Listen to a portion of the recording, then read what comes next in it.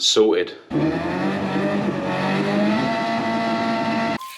that on top of John's Triumph. Hope you don't mind, mate. Oh, this is not easy. Should have a bit far forward.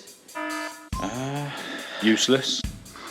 What an idiot. It's not ideal. Need to put the car away and go home.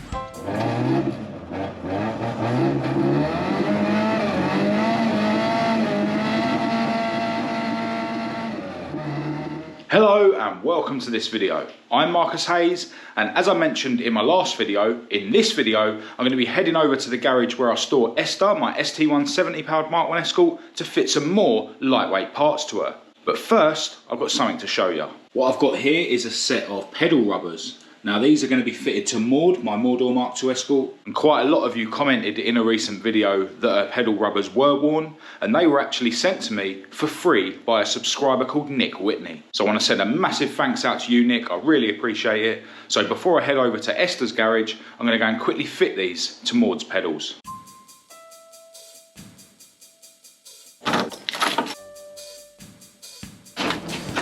I'm actually going to be taking Winston to the other garage today, but thanks to the light mod on my new camera, I can show you this with the car still in the garage. And the new ones just slide on. You've got to slide this bit into that groove. Sweet. I've never actually had one on the accelerator before, but that one just pushes on like that. Sorted.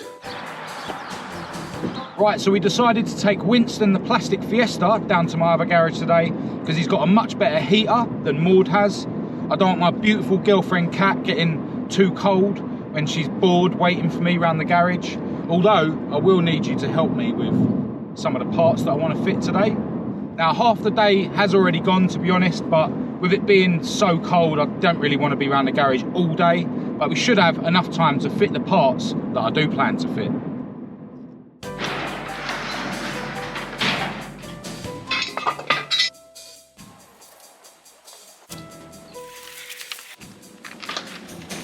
Right, so with ESTHER out of the garage, we can get a first look at her on the new camera, although she is in the shade because half the day has already gone, as I mentioned earlier.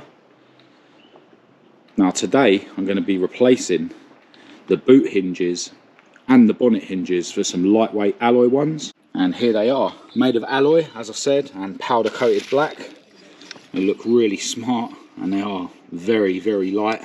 One thing I noticed with these, they do seem a bit stiff, and obviously I had a problem before when my hinges were seized and I actually broke the bonnet. But the parts of these that swivel have actually got an Allen key bolt in them rather than a rivet, so I'm guessing I can just undo those bolts a bit to loosen them up.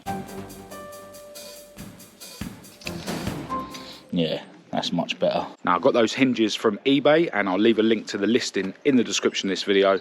I think I'm going to start with the boot hinges. Right, so first thing I need to do is remove the boot lid, which I'm actually able to do on my own because it's so light, which means my beautiful assistant just needs to hold the camera. Just carefully put that on top of John's Triumph. Hope you don't mind, mate. Oh, I've never actually removed boot hinges before, but it looks like there's just two nuts on the back there, which are on the other end of those studs. Now, as I've mentioned before, I've already levered the tension rod out from its slot, so it's not under much tension at all, and I'm hoping that I can just pop it off the hinge here and then fit the new hinge and then just pop the rod back on without removing the rods completely. So I think first I'm going to try and lever that out of there. Actually, I think if I unbolt the hinge first, then I should be able to get the rod off. Yeah, I think I'll remove the hinge first.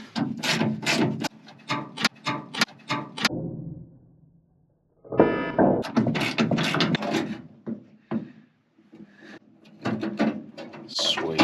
Yeah, now this isn't a super heavy part, but I can definitely feel the difference. I think I've got some scales in my garage actually. Right, so the standard one is 600 grams, and the lightweight one is about 350 grams.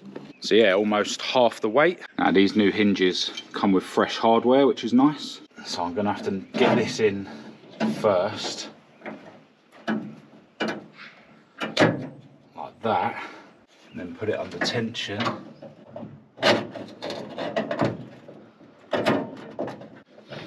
Oh, this is not easy.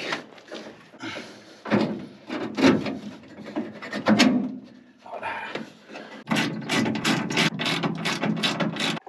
Oh, I haven't fully done it up yet. Now on the rearmost bolt hole, that's actually ovaled, and I remember when I was looking into how to reduce the tension, someone said that they just undone one of them nuts or both of them, and then it released some of the tension. They've done it back up, and as you can see, this one isn't quite up as high as this one, so I don't know whether to leave it like that and in theory it'll be under less tension, or whether I should set the new one so that it's at the same angle as that one. Ultimately, with it like this, it just means the boot wouldn't open as far, unless that's got something to do with the adjustment, the same way as the bonnet. You know, with the bonnet you've got sort of forward and back adjustment and height adjustment. Yeah, I think I'll just fit the new hinge to the other side and then worry about that. Right, so got the other hinge on now. Let's refit the boot and see what it looks like.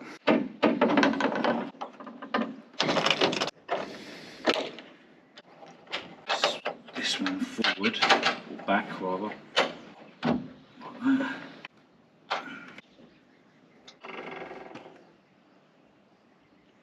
It's a little bit far forward. That's not right. Yeah, maybe those oval holes are something to do with the alignment. Yeah, so the way these were in the car were like that, with the pivot point up and the two bolt holes down. But obviously you can, in theory, fit these this way round. Maybe these aftermarket hinges are supposed to be that way round. Right, I've clearly got these hinges wrong, unless they're useless, so start again.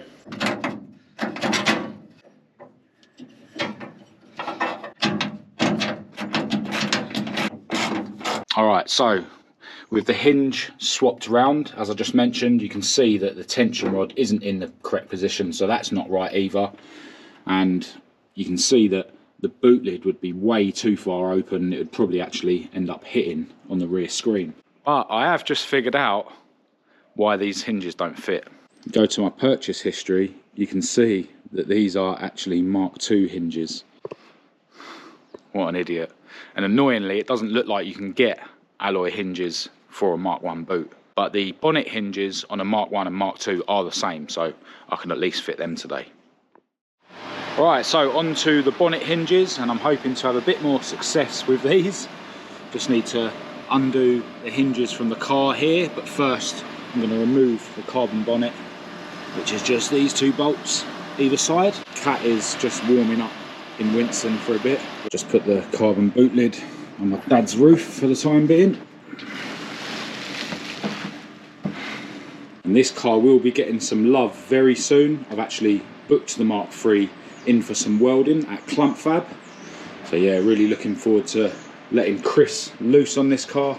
And it's actually going in about 4 or 5 weeks, so there's a good chance that we'll be able to get the Mark III on the road by the summer.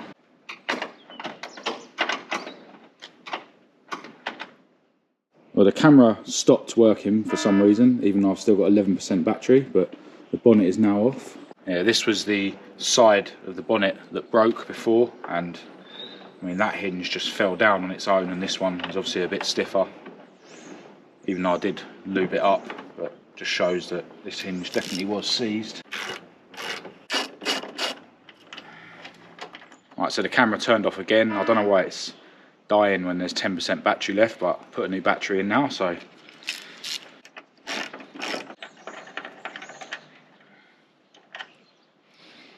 Right, so same deal as before. We're going to weigh the old hinges, 400 grams. And the new ones are 200 grams. So again, half the weight of the original hinges. Hopefully these ones will fit.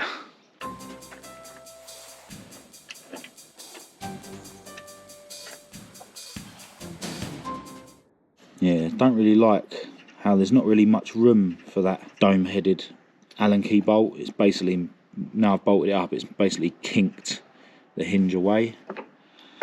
And obviously when you open it, that's now rotating and rubbing against the paint. It's not ideal. Alright, that's both hinges fitted, so now it's time to fit the bonnet. And I'm hoping that with these hinges I'll be able to adjust the bonnet without having to oval those holes out to bring the bonnet forward, as I explained in the previous video. Probably wishful thinking, but we'll bung the bonnet on and see how much alignment we can get out of it.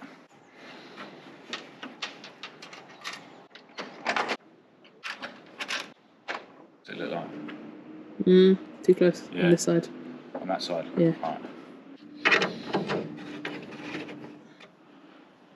It closes. I mean, it's too high, both sides. Yeah, it does look too high.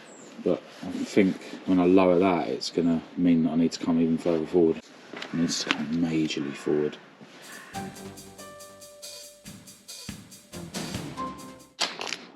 Right, so the bonnet closes. It did rub a little bit on the way down, but yeah, I've been trying to align this for ages. Fast running out of light. Right, so it seems like on both the hinges, the bonnet needs to come forward a little bit, so I'm going to have to oval the holes to bring the bonnet forward.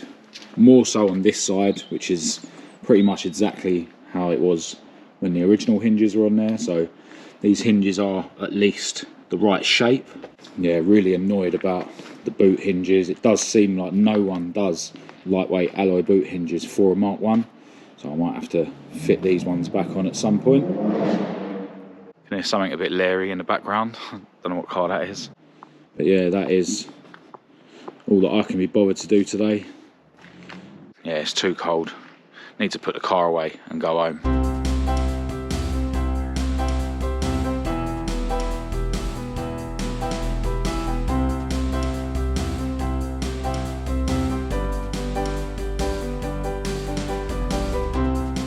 Right, so not a great day around the garage.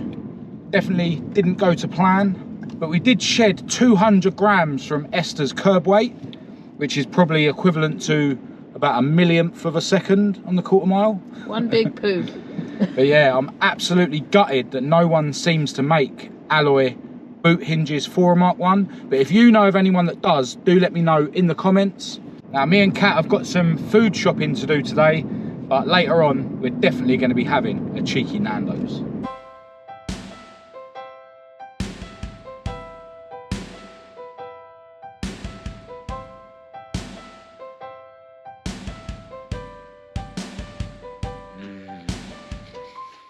Hello, right, so it's been almost a week since the last clip, but since then I have been to the garage a couple of times before work, and I've made a little bit more progress on ESTHER. I'm going to be driving down there in a little while, so I'll show you what I've been up to. But first, I've got something to show you here at home. I had a package through the post the other day that contained this super cool calendar with plenty of pictures of old school Escorts in it.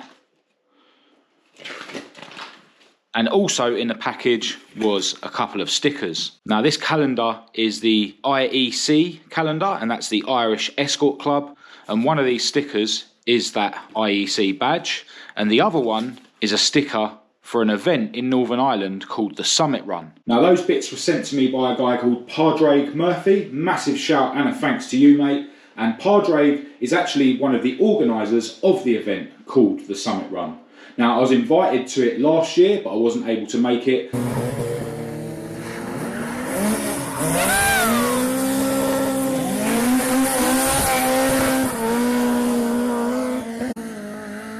And it's going ahead again this year, so hopefully I'll be able to make my way over to Northern Ireland with my beautiful girlfriend Kat to attend the event later on in the year. But yeah, this calendar is super, super cool. And I haven't asked Kat yet, but I think I'm gonna hang it up in the front room here in my sort of office area. Now the next thing I want to talk about briefly is this sticker that I released recently. Now I noticed about a week ago that there's actually a printing error on this sticker, and I've now had another batch made without the error.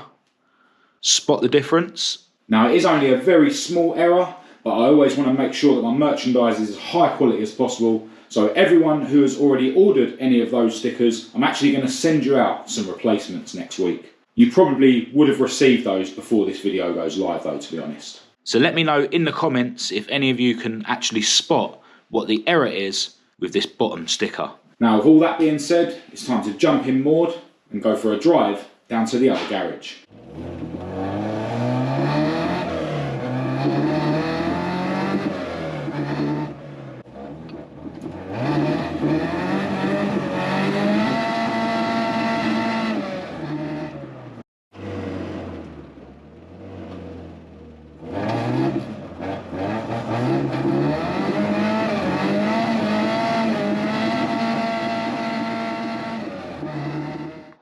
Right, so I've made it to the garage and I'm fast running out of light. And I've got Esther out of the garage, and as you can see, I've now refitted the carbon boot lid to her. And now I've also got the lock installed.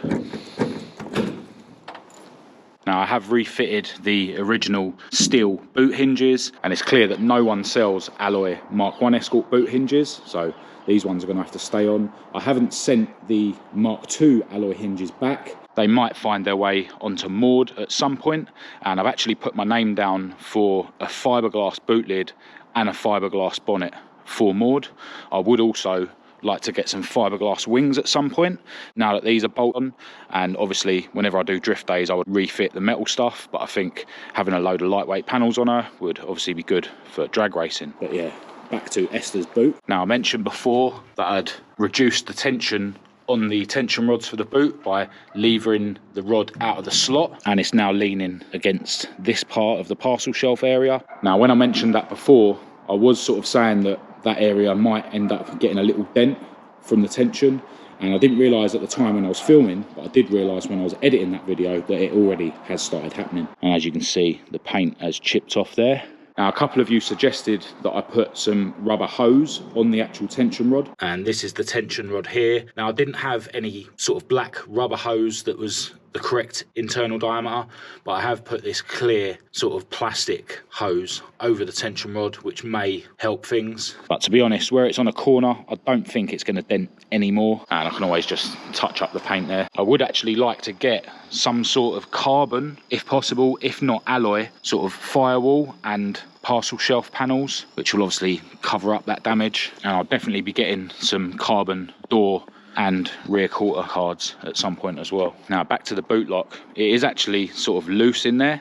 When I was boring out the hole so it would fit, I sort of didn't have the bottle to leave the hole as tight as I wanted it, because when I was pushing the lock in, obviously it was flexing the carbon and stuff, and the lock actually ended up being slightly too much up. So what I ended up doing was elongating the hole where this lock pokes through, and then I used a bit of araldite to build it back up where I didn't need the hole anymore, just to stop the lock from rattling around in there. So yeah, ideally I think the lock should be down about maybe 1 or 2 millimeters. What I should have done was drilled the hole in the carbon for this to poke through, and then sort of poked something through it to see how centralized the lock hole was in the carbon, and then I would have realized that while I was boring it out, I needed to bore it out more downwards rather than just boring the whole thing out, and then I might have been able to get it a bit better. But you know, it works, it's fine. And once I actually fit my aero catches to this boot lid, I might not actually have a working boot lock. I'll have it in there for show, and I'm thinking I might actually have it painted Olympic blue, which will give the anoraks another thing to cry about. But yeah, I don't know if maybe because this has got riv nuts in it, and obviously this latch isn't dead flush against the boot, maybe that's why I was having the problems. Because if you imagine, if this was tighter against the boot, then this would all be slightly that way, which would then mean that the hole that was in this latch might have been in the right place. But yeah, I don't know. You know, as I've said before, with these composite panels, you need to be prepared to do a bit of fiddling and adjusting, and yeah, I'm just happy that I've got it to work. Now, one thing I noticed when I tried to change these hinges is that one of the mounting holes is ovaled, so the hinge has got a bit of adjustment. So yeah, I was fiddling around with that when I refitted these to get the boot aligned nicely. But yeah, even with that adjustment, I still would have needed to oval these holes out to get the boot to fit as good as it does. But yeah, I'm relatively happy with the shuts and stuff. For an aftermarket composite panel, it's a very, very good fit. Yeah, I still haven't fiddled around with the bonnet hinges any more than I did earlier on in this video. Obviously, bonnet needs to come forward. I'm probably going to be taking this bonnet off very soon, as well as the bumpers and everything on the front end, to be honest. The radiator will be coming out, and that's because very soon my good friend Rob is going to be tackling this damage on Esther's front panel. Now, while Rob's got the Olympic blue paint out, I'm also going to get him to colour code this plastic cam cover that goes on the front of the engine there. And I've also got the plastic spark plug cover that goes there, which is also going to be going Olympic blue. And I'm going to get this rocker cover powder coated gloss black. Now, if any of you guys out there do a bit of powder coating and you want to take on this rocker cover job for me, do let me know. Just get in touch with me via email or via social media. But yeah, if I can get little jobs like this done in the winter time, then it means that we can definitely get Esther on the road once the spring comes. Now, I want to briefly touch on the fact that a lot of the anoraks online absolutely hate Esther's new carbon panels, especially this ducktail boot. There's been plenty of negative comments, although it has taken the heat off of Maud a bit. I haven't had anyone moaning about the fact that I've painted her with a roller, and I haven't had anyone moaning about her square headlights for a while either. But yeah, there was some constructive criticism about the new carbon, and a lot of people were saying that, you know, with such an aggressive rear spoiler, I really do need to get some wider wheels, and that's always been in the plans anyway. I think for the short term I'll probably put some wheel spacers on these rear wheels to push them out a bit. Now, unfortunately, when we built this car, I didn't roll the arches. Now, if I was to roll them now, there obviously is a risk of the paint cracking, so I might actually just shave the lips back a bit with a grinder. I'm not sure yet.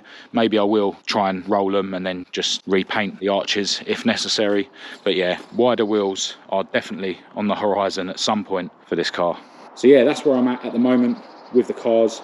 I'm still getting to grips with the settings on this new camera, so please bear with me. But yeah, I'm going to end this video here. If you did think it was any good, please do give it a thumbs up and a share. If you didn't, give it a thumbs down. Click subscribe to keep up to date with all my future uploads, and check the links in the description to my social media and my website. I'll also leave my email address down there for anyone who wants to contact me. But other than that, until next time, thanks for watching.